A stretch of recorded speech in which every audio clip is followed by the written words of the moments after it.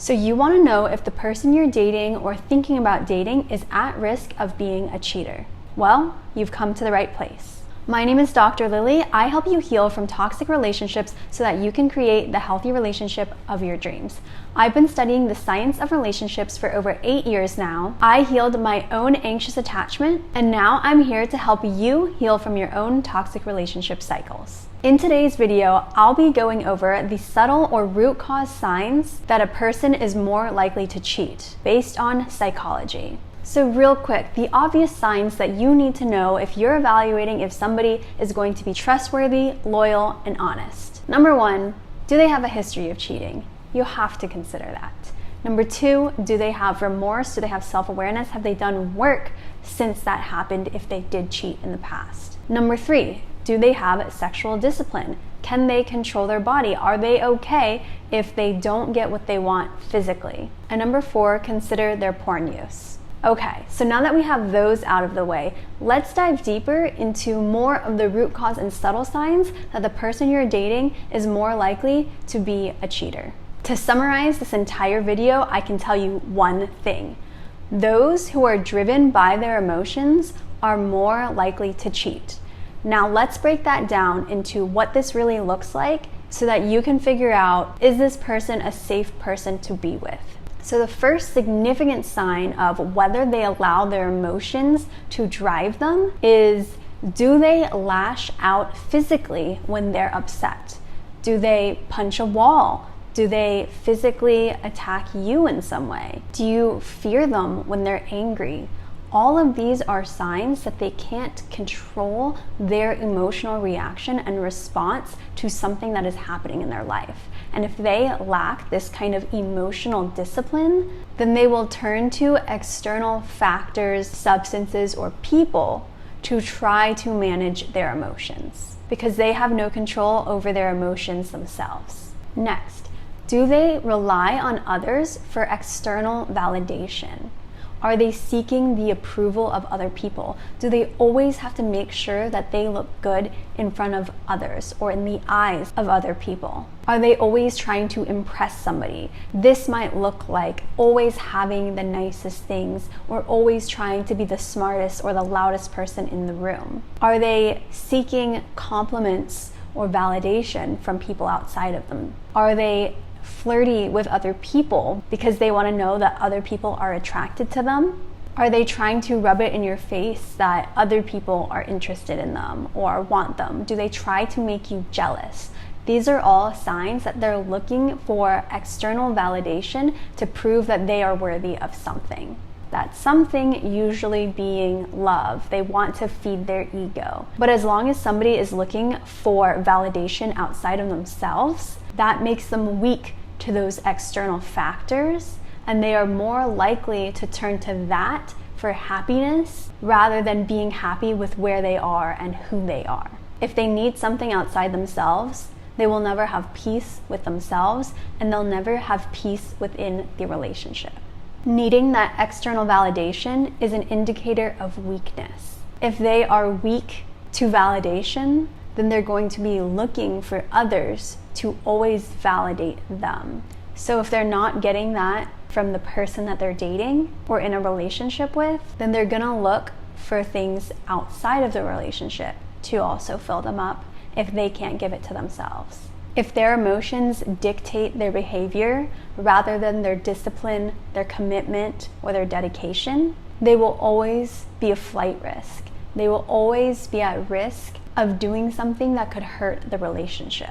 As soon as they feel rejected, sad, down, angry, whatever it is, they're going to look for something to try to let go and regulate their emotions, but those things aren't going to be healthy things because they don't know how to do that. They don't have those skills. Even boredom. The moment that somebody gets bored, they look for excitement, novelty. They will start searching outside themselves for somebody else that can fill that void and give them the excitement, the high, the dopamine that they're looking for. And the commonality between all of these things that I'm talking about is that they don't know how to feed and regulate and release their emotions in a healthy way. Another example of this is if they desire to get revenge based on emotions. If somebody hurts them, let's say their partner, they're going to be more likely to try to hurt their partner back in an equal or worse way. They might turn to physical cheating with somebody else just to hurt the person that hurt them. And that is another sign of poor emotional regulation. Somebody who is easily distracted by the next shiny thing is also not a safe person to be with. They are more likely to want to go and entertain something new and different and exciting rather than value the relationship that they already have and continue to build on the foundation that they've already laid. If they're always looking for the next shiny object, they're easily distracted, they love the emotional high, the excitement, the chase, then they're always going to be wanting to chase something. And in a committed relationship, that chase starts to go away. The excitement and novelty of it starts to go away. It doesn't mean that the relationship has to become boring or not exciting. But as you get to know somebody, there is naturally less chase because we as people start to believe that we know somebody after X amount of time or knowing certain things about them. But what can prevent this is actually recognizing that we're always changing. There's always more things to learn about another person, and that keeps a committed relationship exciting. But somebody who is always trying to look for just the first beginnings, the exciting hope of something new, they're the ones that are going to be more likely to cheat because they're looking for that high. Next, somebody who makes quick decisions without thinking them through is not a safe partner, and they are more likely to cheat. If they are willing to put others in dangerous situations, whether that's physically, sexually, financially, emotionally, they don't care about the consequences or the outcomes of their actions. They just want to do whatever it is they want to do, then they're more likely to be a cheater. And they're also probably not a healthy or reliable partner to begin with. Next, somebody who is unable to have difficult conversations. Somebody who is unwilling to be uncomfortable is more likely to cheat. Because in order to build and maintain a healthy relationship and talk about whatever problems are leading up to the cheating or potential cheating, you have to be able to communicate with the partner that you're with. But if your partner is too uncomfortable to be honest and to share authentically about how they're feeling, then they're more likely to not have that conversation, not clue you in, not give you the opportunity to come together and build in your relationship. And instead, they're going to go outside of the relationship looking to fill whatever void they're feeling within the relationship. That could be they want that validation, that they're attractive, they want to feel emotionally cared for, or it could be just the physical connection. Whatever it is, they're going to be looking outside because they can't face an uncomfortable moment or conversation. But real, honest, healthy, and authentic relationships are built on a lot of uncomfortable conversations. Why? Because that's what makes it real. That's what makes it honest. Nobody is going to be perfect for you and know everything that you need and want and desire, and also don't like, without you communicating these things. So that communication has to happen, and oftentimes it can feel uncomfortable and scary, but it is worth it, and it actually brings the relationship closer together. However, if somebody can't do that, you're creating more distance in the relationship, and it can lead to infidelity. Overall, we can see that it is lack of emotional regulation, the ability to be uncomfortable, the ability to deal with whatever big emotions come up, whether that's on our own or talking them out with our partner, that increases the risk that this person is going to cheat. Your relationship should be a place of safety. It should be a place where you can come and you can discuss uncomfortable things, you can discuss your emotions, you know that the person is committed, you know that they are a safe person and partner to be with. They're not going to hurt you. They have discipline and self-control. Those are major aspects of knowing whether somebody is safe to be with. Because if they can control themselves, then you know that they are going to be dedicated to their commitment. There's a theory in psychology. It's the marshmallow test that they've done on children. And how this study goes is that they give a child a marshmallow in front of them. And they tell this child, if you don't eat this marshmallow, you will get 2 marshmallows when I come back. And then they leave the child in the room with the 1 marshmallow and they watch them from another room with a camera. And then after a certain amount of time, I can't remember how long it is, they go back in the room and see if the child has eaten the marshmallow or not. If the child hasn't eaten the marshmallow, they get a second marshmallow. So the child who waits gets more reward. The child who just goes and eats the marshmallow doesn't have as much self-control and regulation, doesn't get that second marshmallow because they want that instant gratification. And what they found is that the children who waited for the second marshmallow, for the bigger reward, they are often more successful in life.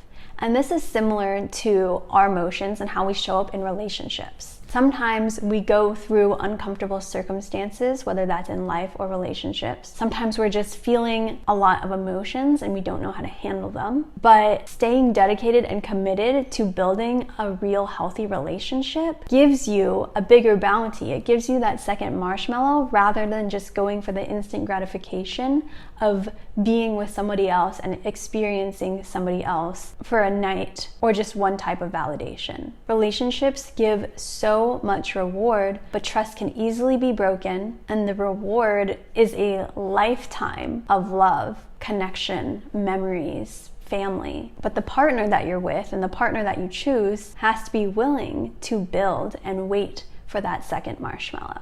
But if they're always running off their emotions, they're more likely to be the kid that just wants the marshmallow right now when they want it. That's all they can see and focus on. Now, this is a skill that can be built, but it does take practice. And it takes understanding and recognizing your emotions and figuring out how to regulate them, and also how to sit in discomfort and start to communicate in a healthy, kind, and clear way with your partner. Now, the signs that I covered in this video don't automatically mean that your partner is going to cheat, but it does increase their likelihood because emotional regulation is key. If you want help navigating your dating and relationship life and want to see if the person that you're with has emotional control or whether they're showing signs of emotional dysregulation or unfaithfulness, you can book a free consultation with me. The link is down below. Again, this is not lasting much longer, so I do recommend to book that consultation today because that option will be going away soon. So as I mentioned, you can have a partner who doesn't have great emotional regulation skills right now, but still doesn't cheat, because there are a few factors that lead to cheating, and I want to cover those real fast before the video ends. The main thing that leads to cheating